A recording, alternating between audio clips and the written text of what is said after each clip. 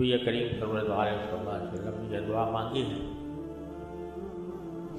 اور صحابہ کرام بھی جب کسی مجلس سے اٹھتے تھے اس سے پہلے یہ دعا مانگا کرتے تھے۔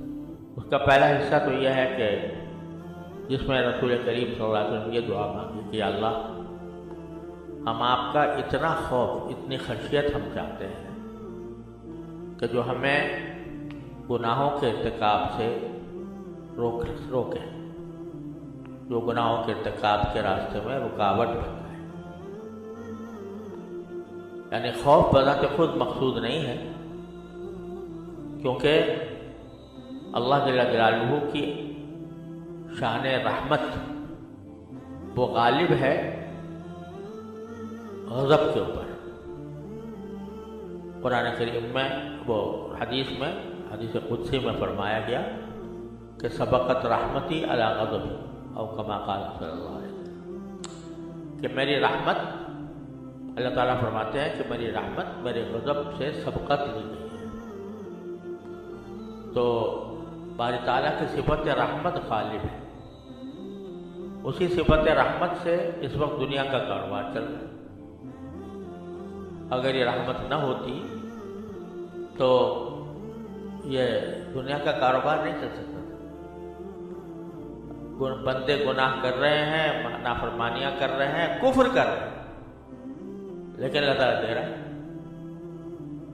رزق مل رہا ہے ہر ایک کے کام چل رہے ہیں، تو اسی رحمت کی وجہ سے۔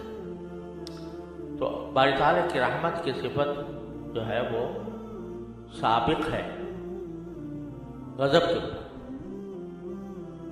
اس لیے خوف جو ہے باری تعالیٰ کی ذات سے، یہ خوف اصل مقصود نہیں ہے۔ مقصود یہ ہے کہ اتنا خوف ہو جو انسان کو معصیت سے روکے، گناہوں سے۔ تو نسألک من خشیتک ما تحول بیننا وبین معاصیک ومن طاعتک ما تبلغنا بہ جنتک۔ اور اس نے عبادت ہم آپ سے مانگتے ہیں، اتنے طاعت مانگتے ہیں جو ہمیں جنت تک پہنچائے، ورنہ طاعت کا حق تو اللہ تعالیٰ کے کوئی ادا نہیں کر سکتا۔ اور من الیقین ما تهون بہ علینا مصائب الدنیا، یہ بڑی اہم چیز ہے کہ اللہ آپ کے ذات پر یقین، یعنی آپ کی مشیت کے مصلحت کے مطابق ہونے کا یقین، آپ کی رحمت کا یقین اتنا ہو کہ اس کے ذریعے ہماری دنیا کی مصیبتیں آسان ہوں۔ یعنی یہ تو طے ہے کہ دنیا میں مصیبتیں ہونی، کوئی بھی انسان کتنا بڑا بادشاہ ہو، سرمایہ دار ہو، دولت مند ہو، وہ اس بات سے بچ نہیں سکتا کہ کبھی نہ کبھی اس کو غم پیش آئے۔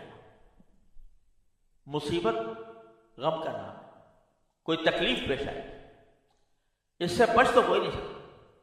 ہے کوئی جو بچے؟ کتنا ہی مال و اسباب جمع کر لے، کتنا ہی اپنے لیے سلامتی کے اسباب جمع کر لے، لیکن کبھی نہ کبھی اس کو کوئی نہ کوئی تکلیف اٹھانی ضرور ہے۔ ممکن نہیں ہے کہ کوئی شخص ساری دنیا کی ساری عمر جو ہے وہ بغیر تکلیف کے گزار دے۔ اور تو اور انبیاء علیہ السلام کے تکلیفیں آتی ہیں، آپ پر مصائب آتے ہیں، اور یہ فرمایا گیا کہ اشد الناس بلاء الانبیاء فالامثل والامثل، سب سے زیادہ تکلیفیں انبیاء کرام کو آتی ہیں، پھر جو جتنا انبیاء کرام سے قریب ہوتا ہے اتنے ہی اس کو تکلیفیں زیادہ آتی ہیں۔ تو کوئی بھی شخص تکلیف سے تو مستثنا نہیں ہے، آنی ہے دنیا میں رہتے ہوئے، غم بھی آنے ہیں، تکلیفیں بھی آنی ہیں، مصیبتیں بھی آنی ہیں، کیونکہ یہ دنیا اللہ تعالیٰ نے ایسی بنائی ہے کہ اس میں خوشی بھی ہے، غم بھی ہے۔ راحت بھی ہے، تکلیف بھی ہے۔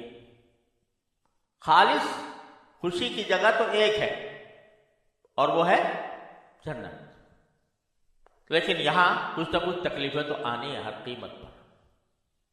اب چاہو تو ان تکلیفوں کو رو پیٹ کے گزارو،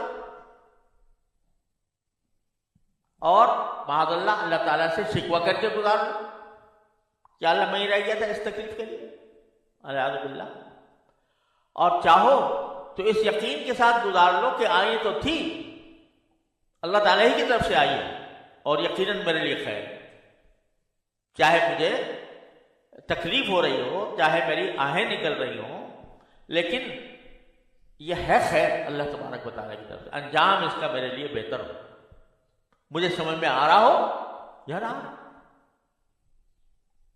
ایک بچہ ہے، اس کے جو ہے وہ انجیکشن لگ رہا ہے،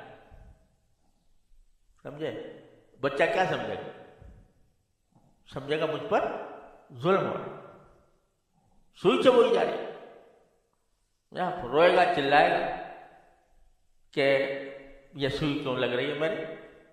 ماں باپ جو لگوا رہے ہیں وہ ظالم نظر آئیں گے، اور جو لگا رہا ہے اس سے بڑا ظالم تو کوئی اور ہے ہی نہیں،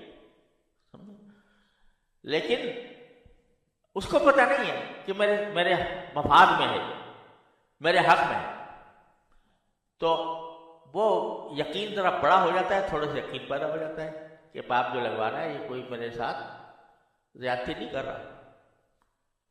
تو وہ یقین ہم لوگ جو ہے نا وہ ان مصیبتوں کو یا تکلیفوں کو یا رنج کو، صدمے کو اس کے سے پریشان ہوتے ہیں اور کہتے ہیں کیوں، کیا ہو گیا، یہ کیا ہو گیا، لیکن اس لیے کرتے ہیں جیسے بچہ جو ہے وہ اس کے انجام سے ناواقف ہے، اس طرح ہم تکلیفیں اٹھاتے ہیں۔